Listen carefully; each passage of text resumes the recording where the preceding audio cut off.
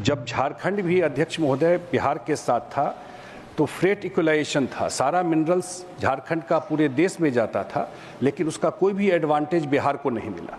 और हमेशा बिहार का डिमांड रहा, सही बात है, विशेष राज्य का दर्जा का, लेकिन फाइनेंस कमीशन ने ये बात खत्म कर दी और हम लोगों की पार्टी और हम लोगों के नेता नीतीश कुमार ने कहा कि भाई नहीं, अगर विशेष राज्य का दर्जा मिलता है तो बिहार को विशेष पैकेज मिले। हम लोग जिस एरिया से आते हैं अध्यक्ष महोदय, मिथिला एरिया है, वो हर एक साल फ्लड देखते रहे। हमेशा होता था कि नेपाल में हाई डैम बन रहा, लेकिन पहली बार भारत सरकार ने नॉर्थ बिहार के मिथिला के फ्लड को भी एड्रेस किया। 2025 का बजट आया है और जैसा कि जानते हैं कि विपक्ष बार बार कह रहा है कि यह भारत का बजट नहीं बल्कि बिहार का बजट है, क्योंकि इसमें बिहार को विशेष ध्यान में रखकर यह बजट फिर से एक बार भारत सरकार के द्वारा प्रस्तुत किया गया। इसी पर राज्यसभा के सांसद संजय कुमार झा जी किस तरीके से भारत सरकार और वित्त मंत्री का आभार प्रकट करते हैं, पूरा वीडियो जरूर देखिएगा। संजय कुमार झा।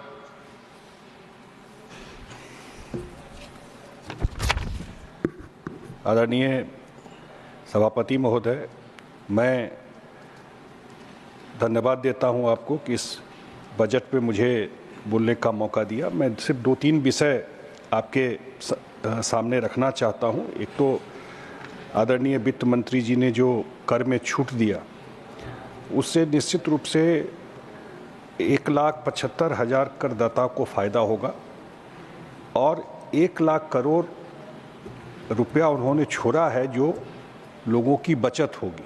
और हमारे एक साथी यहाँ अच्छा बोल रहे थे कि ये अपेक्षा करते हुए कि कंजम्पशन में, सेविंग में, इन्वेस्टमेंट में ये काम आएगा कि मार्केट में वो पैसा जाए लोगों को, और फिर वो चेन डेवलप होता है। जब आप जाके पैसा खर्चा करते हैं तो प्रोडक्टिविटी भी होगा, मैन्युफैक्चरिंग भी होगा, मार्केट भी चलेगा, तो वो यहीं पे खर्चा करे, ये अपेक्षा ज़रूर किया होगा। उसी तरह हम देख रहे थे कि TDS, TCS, आजकल हम लोग देखते हैं जो इनकम टैक्स रिटर्न है वो 1 दिन में, 2 दिन में आ जाता है, 48 घंटे में आ जाता है। फेसलेस कर दिया है, टेक्नोलॉजी को यूज किया है। तो इन सब चीज़ों से काफ़ी परिस्थिति बदली है।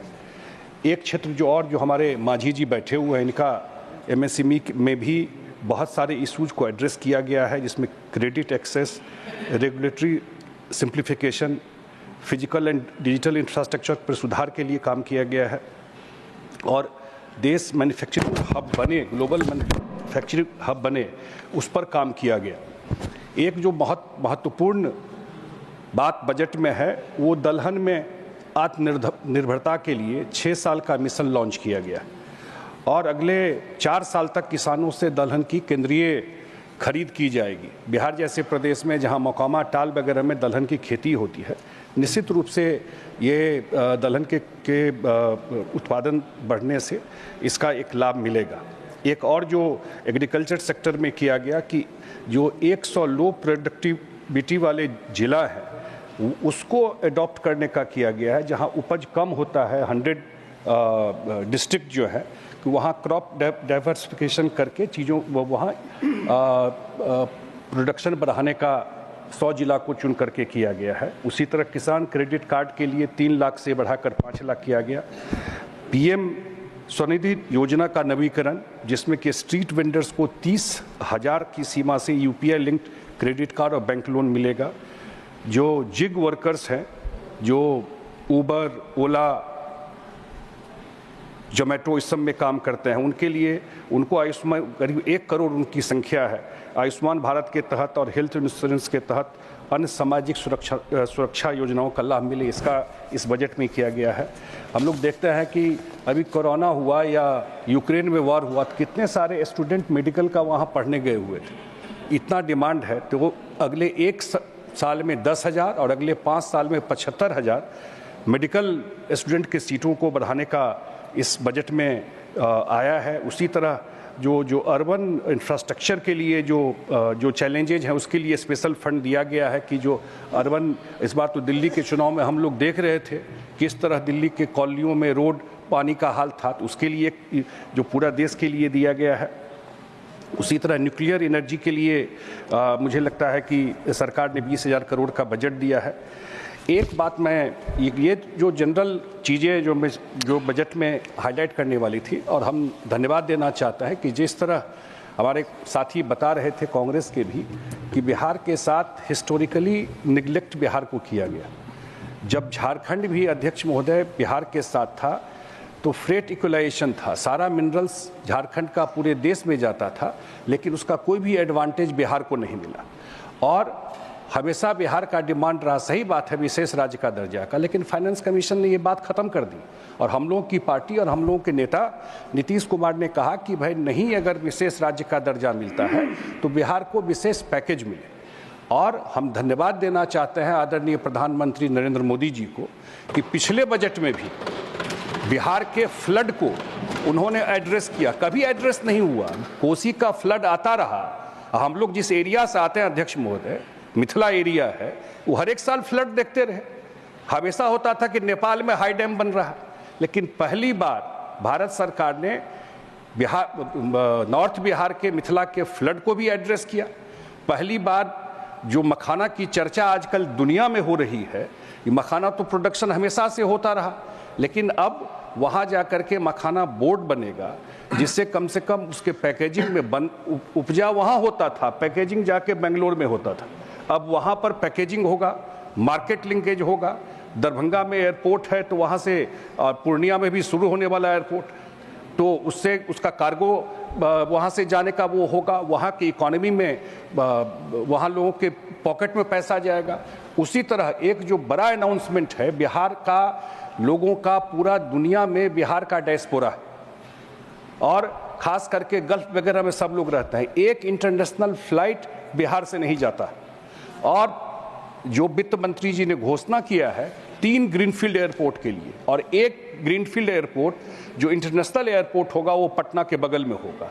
वो एयरपोर्ट बनने से निश्चित रूप से इंटरनेशनल फ्लाइट भी बिहार से जाना शुरू हो जाएगा। और एक जो सबसे बड़ा अनाउंसमेंट मुझे लगता है हुआ है, वो 1972 से, सभापति महोदय, 1972 से डीपीआर बन के प्रोजेक्ट चल रहा था। 53 साल हम लोग तो पैदा ही हुए थे। वेस्टर्न कोसी योजना पूरा उत्तर बिहार के सिंचाई को लेकर के, लेकिन आज तक कंप्लीट नहीं हुआ। हम धन्यवाद देना चाहते हैं वित्त मंत्री को कि अपने भाषण में उन्होंने मिथिला का भी नाम लिया और वेस्टर्न कोसी को भारत सरकार ने सैंक्शन करके और उस पर काम करना शुरू करें।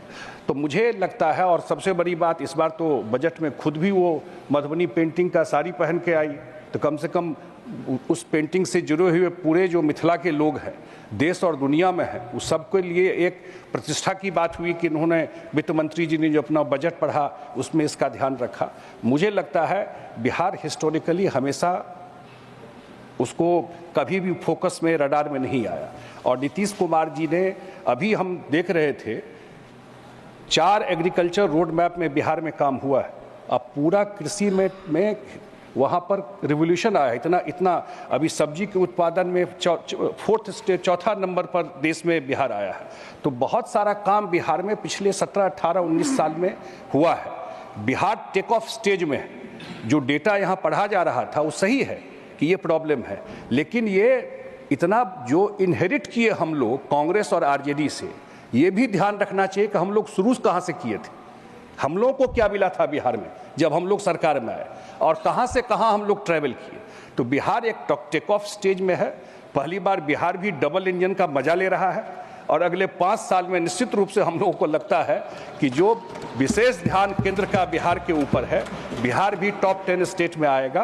और दोनों बजट, पिछला बजट भी और इस बार के बजट में भी, जो केंद्र सरकार का और आदरणीय प्रधानमंत्री नरेंद्र मोदी जी का जो पूर्वोदय का एक परिकल्पना है कि जब तक पूरब के स्टेट मेन लिंक में नहीं आएंगे तब तक पूरा का पूरा जो विकसित भारत का सपना है नहीं हो पाएगा। तो उनका जो विशेष ध्यान गया है इस पर, निश्चित रूप से आने वाले टाइम में बिहार के लोग वैसे भी मेहनती हैं, निश्चित रूप आने वाले टाइम में बिहार भी टॉप 10 स्टेट में आएगा। मैं अपनी बात रखने का आपने मौका दिया, मैं बहुत धन्यवाद देता हूँ। श्री सुजीत कुमार।